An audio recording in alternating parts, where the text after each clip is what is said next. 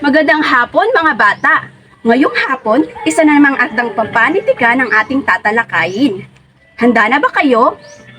Magaling! Ngayong araw, ang tatalakayin natin ay isang tula. Ito ay pinamagatang Ilihiya sa Kamatayan ni Kuya. Ngunit bago ang lahat, sino sa inyo ang may ideya kung ano ang Ilihiya? Tama! Mahusay!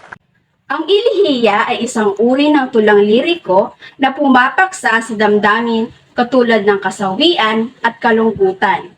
Binibigyang parangal at alaala nito ang mga yumao o nilalang namatay.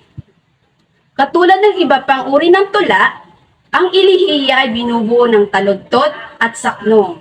Kapag sinabing taludtod, ito ay tumutukoy sa bawat linya ng tula. Isang halimbawa nito ay ang mahusay.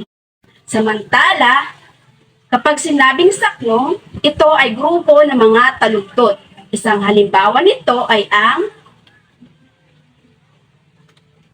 gayon din, ang Ilihiya ay maaring may sukat at tugma o tulang malaya. Ngayon, panoorin at pakinggan natin ang isang halimbawa ng Ilihiya. Ito ay pinamagatang Ilihiya sa Kamatayan ni Kuya na mula sa Butan na isinalin sa Filipino ni Patrocinio B. Villafuerte. Handa na po ba? Magaling! Pakinggan at unawain natin ito. Hindi napapanahon. Sa edad na 21, isinubo ang buhay. Ang kanyang malungkot na paglalakbay na hindi na matanaw. Una, sa dami ng aking kilala, taglay ang di mabigkas na pangarap, di mapakitang pagmamahal at kahit magkaraan ng maraming pagsubok, sa gitna ng nagaganap na usok sa umaga, maniwala't dili, panghihina at pagbagsak. Ano ang naiwan? Mga naikwadernong larawang guhit, poster at larawang aklat, lalaarawan at papa. Wala nang dapat ipagbunyi. Ang masaklap na pangyayari nagwakas na sa pamamagitan ng luha, naglandas ang hangganan, gaya ng pagunita, ang maamong muka, ang matamis na tinig, ang halakhak, at ang ligayang di malilimutan. Walang katapusang pagdarasal, kasama ng lungkot, luha at bighati.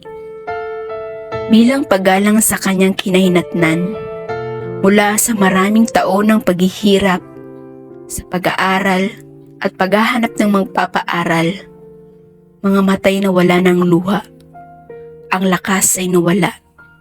Ano ang naganap? Ang buhay ay saglit na wala. Pema, ang immortal na pangalan, mula sa nilisang tahanan, walang imahe, walang anino, walang katawan. Ang lahat ay nagluksa. Ang burol ay bumaba. Ang bukid ay nadaanan ng unos. Malungkot na lumisan ng tagaraw. Kasama pagmamahal na inalay, ang isang anak ng aking ina ay hindi na makikita. Masayang panahon ng pangarap. Ano ang inyong naramdaman matapos panoorin at pakinggan ang tula? Mahusay! Ngayon, ating himay-himayin ang bawat bahagi ng tulang Ilihiya sa Kamatayan ni Kuya. Ang tulang ating napakinggan ay pinamagatang Ilihiya sa Kamatayan ni Kuya. Ito ay mula sa Butan na isinalin sa Filipino ni Patrocinio B. Villafuerte. Ito ay binubuo ng 4 na saknong na may 8 taludtod. Ito rin ay isang malayang tula. Ngayon, dumako naman tayo sa elemento ng tula. Una ay ang tema. Ito ang pangkabuang kaisipan at bintong aral ng Ilihiya. Sa tulang Ilihiya sa Kamatayan ni Kuya, Ang temang nagahari sa tulang ito ay ang kamatayan at pamilya, sapagkat inilahad sa tulang ito ang pagdadalamhati ng isang pamilya sa pagkamatay ng kanilang kapamilya, ang kanilang kuya. Pangalawa, ang tauhan. Ito ang taong sangkot sa tula. Sa tulang ilihiya sa kamatayan ni kuya, ang pangunahing tauhan ay ang kanilang kuya. Pangatlo, ang tagpuan. Ito ang lugar o panahon na pinangyarihan ng tula. Sa tulang ilihiya sa kamatayan ni kuya, ang tagpuan ay ang silid kung saan nawala ng buhay ang kanilang kuya. Ang tahanan nila na nasa gitna ng bukirin. Apat ay ang kaugalian o tradisyon. Ito ang paniniwala, gawi at kultura na namamayani sa tula.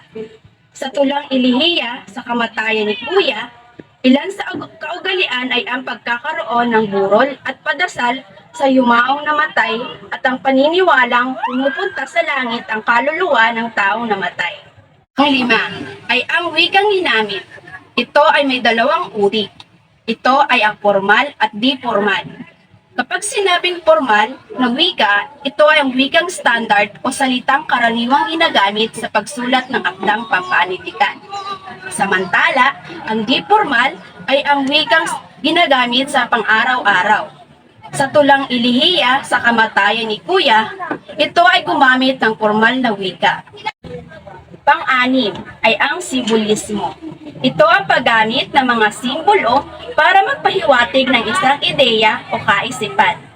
Sa tulang ilihiya sa kamatayan ni kuya, isa sa simbolismong ginamit ay ang salitang araw, na sumisimbolo ng panibagong bukas o karanasan. Pang-pito ay ang damdamin. Ito ay tumutukoy sa damdamin na nangingibabaw sa tula, maaring malungkot o masaya. Sa ilihiya sa kamatayan ni kuya, ang damdaming nangingibabaw ay ang kalungkutan at pagdadalamhati sa pagkamatay ng kanilang kuya. Nauunawaan po ba mga bata? Mahuhusay! Muli, tukuyin natin ang 7 elemento ng ilihiya. Ito ay ang tema, tauhan, tagpuan, wikang ginamit, simbolo at ang damdamin. Malinaw po ba? Magaling!